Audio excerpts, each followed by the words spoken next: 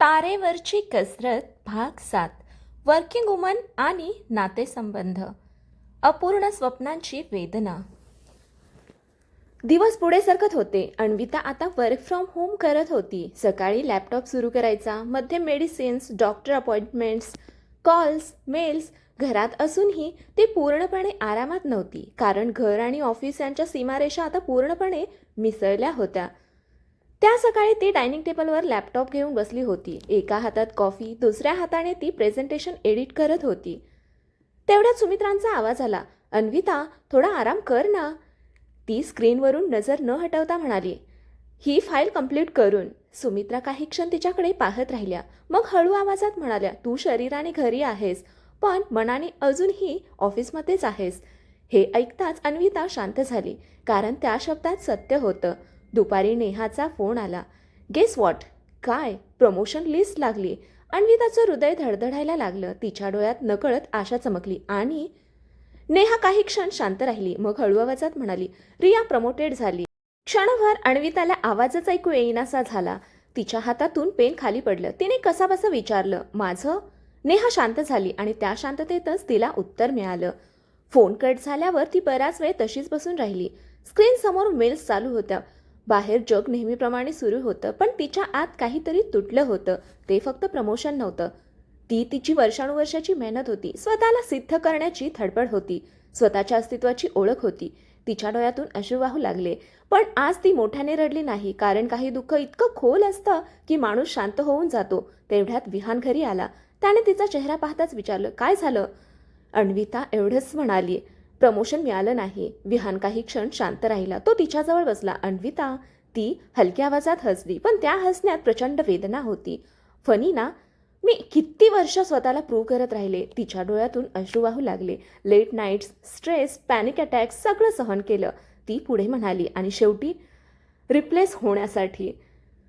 विहानने तिचा हात पकडला. तू रिप्लेस होऊ शकत नाहीस, पण कॉर्पोरेट वर्ल्डमध्ये होऊ शकतं विहान. तिचा आवाज तुटत होता. तिथे इमोशन्स नसतात, फक्त रिझल्ट असतात. त्या रात्री ती खूप शांत होती. जेवताना सुद्धा फारशी बोलली नाही. सुमित्रांना काहीतरी जाणवत होतं. रात्री त्यांनी विहानला विचारलं, काय झाले तिला? विहानने सगळं सांगितलं. सुमित्रा काही क्षण शांत राहिल्या, मग हळू आवाजात म्हणाल्या, स्वतःची स्वप्न तुटताना खूप वेदना होतात. विहान त्यांच्या चेहऱ्याकडे पाहू लागला, कारण त्या शब्दांमध्ये त्यांचं स्वतःचं आयुष्य दडलं होतं. रात्री उशिरा अन्विता बाल्कनीमध्ये बसली होती. शहरात पाऊस पडत होता. तिने डायरी उघडली. बराच वेळ ती काहीच लिहू शकली नाही. मग थरथरत्या हाताने लिहिलं, आज मला पहिल्यांदाच माझ्या करिअरसाठी रडावंसं वाटलं. तिच्या डोळ्यातून अश्रू पानावर पडले. ती पुढे लिहू लागली, आई होणं सुंदर आहे, पण त्यासाठी स्वतःची स्वप्न मागे पडताना पाहणं सोपं नसतं. स्त्री कितीही स्ट्रॉंग असली तरी तिच्या अपूर्ण स्वप्नांची वेदना कायम तिच्या मनात जिवंत असते. तेवढ्यात अचानक तिच्या पोटात हलकासा स्पर्श जाणवला. ती दचकली. हलकासा मुवमेंट. तिचे डोळे मोठे झाले. तिने पटकन पोटावर हात ठेवला आणि त्या क्षणी तिच्या चेहऱ्यावर नकळत हसू उमटलं. अश्रूंमधलं उबदार, कारण कदाचित आयुष्य तिला सांगत होतं, काही गोष्टी हरवल्या, पण काही नवीन सुंदर गोष्टीही जन्म घेतायत. तू बदललीयस. पावसाळ्याच्या त्या संध्याकाळी घरात एक वेगळीच शांतता होती. अन्विता बाल्कनीमध्ये बसून तिच्या पोटावर हलकेच हात फिरवत होती. काल जाणवलेल्या बाळाचा पहिला मुवमेंट अजूनही तिच्या मनात जिवंत होता. इतक्या दिवसांचा ताण, रडणं, अपूर्ण स्वप्न, या सगळ्यात पहिल्यांदाच तिला आतून काहीतरी सुंदर जाणवलं होतं. पण दुसऱ्याच दिवशी पुन्हा वास्तव समोर उभं राहिलं. सकाळपासून ऑफिस काल सुरू होते. Need urgent revisions, client not satisfied, can you join late evening call.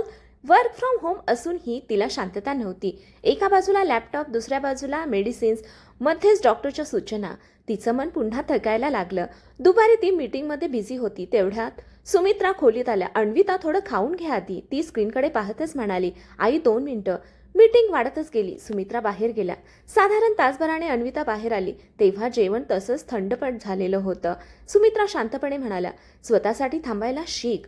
हे ऐकून ती काही क्षण शांत राहिली, कारण ती खरंच अजूनही धावतच होती. सायंकाळी विहान घरी आला, तेव्हा अन्विता लॅपटॉप समोरच बसली होती.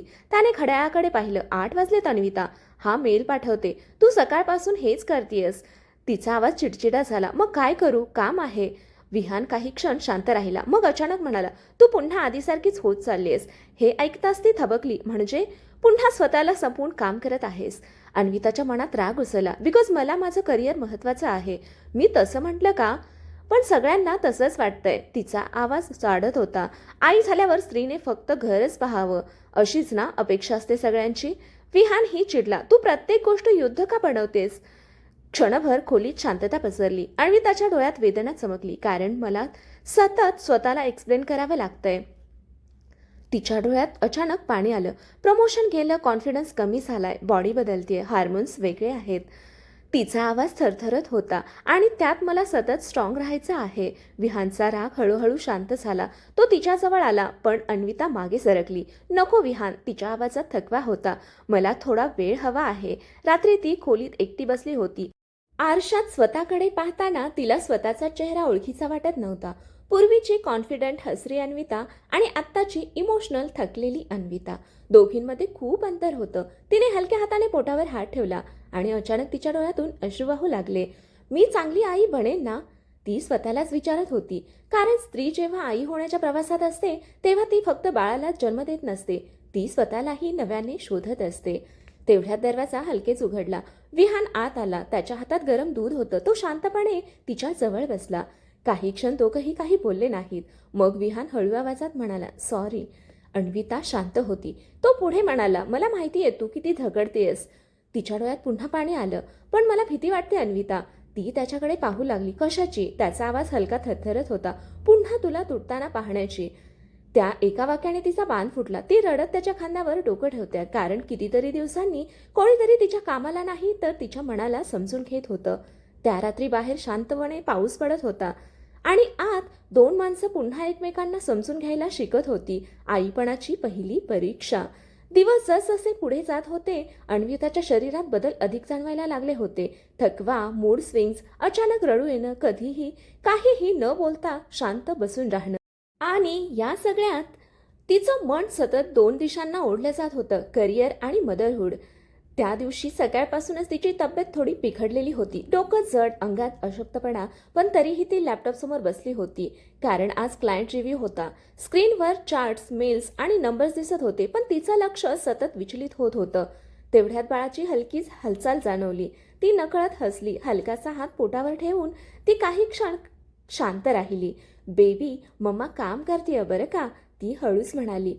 आणि त्याच क्षणी तिच्या डोळ्यात पाणी आलं. कारण किती विचित्र असतं ना स्त्रीचं आयुष्य. एका क्षणी ती कॉर्पोरेट प्रेझेंटेशन करत असते आणि दुसऱ्या क्षणी ती तिच्या बाळाशी बोलत असते. दुपारी अचानक मल्होत्रा सरांचा कॉल आला. Anvita, client wants physical meeting tomorrow. ती दचकली. Sir, travel? Yes, Pune visit. तिच्या छातीत पुन्हा ताण निर्माण झाला. Sir, doctor advised less travel. फोनच्या दुसऱ्या बाजूला काही क्षण शांतता होती. मग ते थोड्या कठोर आवाजात म्हणाले, see, if you can't handle responsibilities now, we will shift major work permanently. Call cut झाला. अन्विताच्या हातातला मोबाईल थरथरू लागला. तिला पुन्हा तीच असुरक्षितता जाणवली. मी मागे पडतेय. सायंकाळी विहान घरी आला तेव्हा ती पूर्ण शांत बसली होती. लॅपटॉप बंद, लाईट्स बंद, फक्त खिडकीतून येणारा पावसाचा आवाज. अन्विता, ती हलक्या आवाजात म्हणाली, कदाचित माझं सगळं करिअर हातातून निसटेल.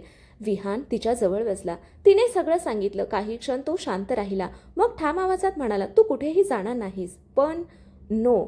त्याच्या आवाजात पहिल्यांदाच कठोरपणा होता. तुझी आणि बाळाची हेल्थ कोणत्याही मीटिंगपेक्षा जास्त इम्पॉर्टंट आहे. अन्विताच्या डोळ्यात पुन्हा अश्रू आले. पण मला वीक वाटतंय विहान. रेस्ट घेणं वीकनेस नसतं, तो शांतपणे म्हणाला.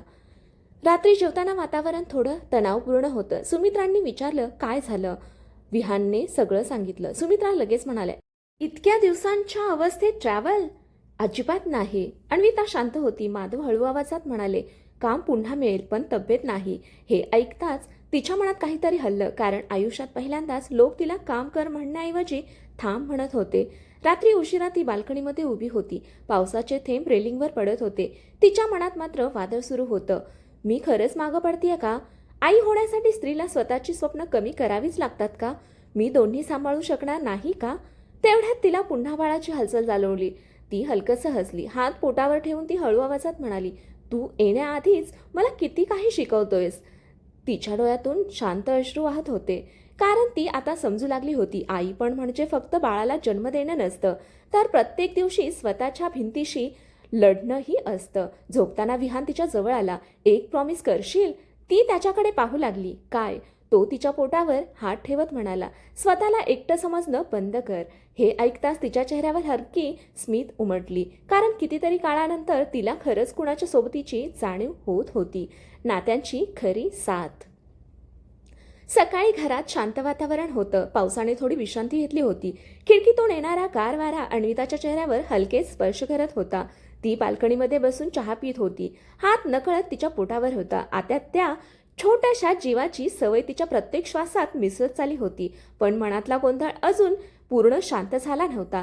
आज तिने ऑफिसला मेल पाठवला होता. Unable to travel for client meeting due to medical reasons. Send button दाबताना तिचे हात थरथरत होते, कारण तिला माहिती होतं त्या एका मेलनंतर ऑफिसमध्ये पुन्हा चर्चा होणार होती. प्रेग्नन्सी झाली आणि कमिटमेंट कमी झालं, रिलायबल राहिली नाही.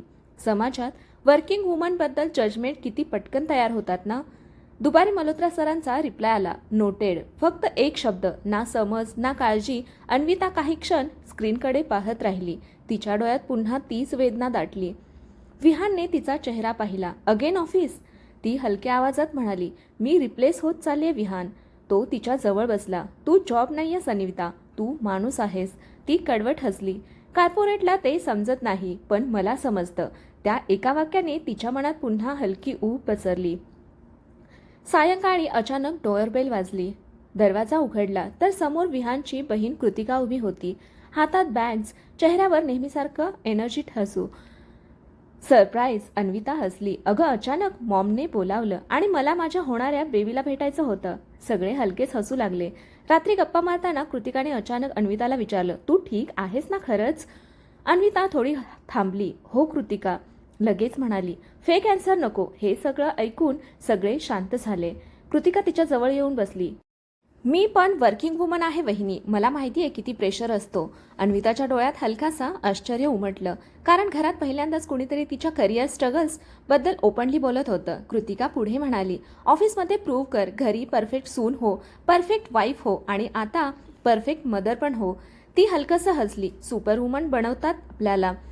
सुमित्रा शांतपणे ऐकत होत्या. त्यांच्या चेहऱ्यावर विचार दिसत होता. अन्विताच्या डोळ्यात नकळत पाणी आलं, कारण पहिल्यांदाच तिला तिच्या थकव्याला शब्द मिळाले होते. तेवढ्यात कृतिका सुमित्रांकडे पाहत म्हणाली, आई, तू ना वहिनीला थोडं जास्त स्ट्रॉंग समजतेस.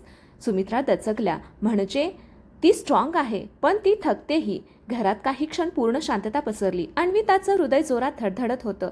सुमित्रांनी हळूच अन्विताकडे पाहिलं आणि त्या क्षणी त्यांच्या डोळ्यात पहिल्यांदाच अपराधीपणा दिसला. रात्री सगळे झोपल्यावर सुमित्रा अन्विताच्या खोलीत आल्या. झोपली नाहीस? अन्विता हलकसं हसली. नाही. सुमित्रा काही क्षण शांत उभ्या राहिला. मग हळू आवाजात म्हणाल्या, कदाचित मी तुला समजून घ्यायलाच उशीर केला. अन्विता त्यांच्या चेहऱ्याकडे पाहत राहिली. त्या पुढे म्हणाल्या, तू इतकी शांतपणे सगळं करत राहिलीस की मला वाटलं तुला त्रास होतच नाही. हे ऐकताच अन्विताच्या डोळ्यात अश्रू आले, कारण स्त्रिया जेव्हा सगळं न बोलता सहन करतात तेव्हा जगाला खरंच वाटतं त्यांना काहीच होत नाही. सुमित्राने हलक्या हाताने तिच्या डोक्यावर हात ठेवला.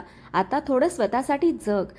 त्या आवाजात आज फक्त सासू पण नव्हतं, आई पण होतं. अन्विता नकळत त्यांच्या मांडीवर डोकं ठेवून रडू लागली, लहान मुलीसारखी, शांतपणे, मन मोकळं करून. आणि सुमित्रा तिच्या केसांवरून हात फिरवत राहिल्या. त्या रात्री एका सासूसुनेच्या नात्यातला ताण हळूहळू विरघळत होता आणि त्या जागी एक स्त्री दुसऱ्या स्त्रीला समजून घेण्याची ऊब जन्म घेत होती. कथा इथपर्यंत आवडली असेल तर कथेला लाईक करा, शेअर करा, कमेंट करा आणि आपल्या चॅनेलला सबस्क्राईब करा. इथून पुढची कथा पाहू पुढील भागामध्ये. कथा वाचल्याबद्दल, ऐकल्याबद्दल धन्यवाद.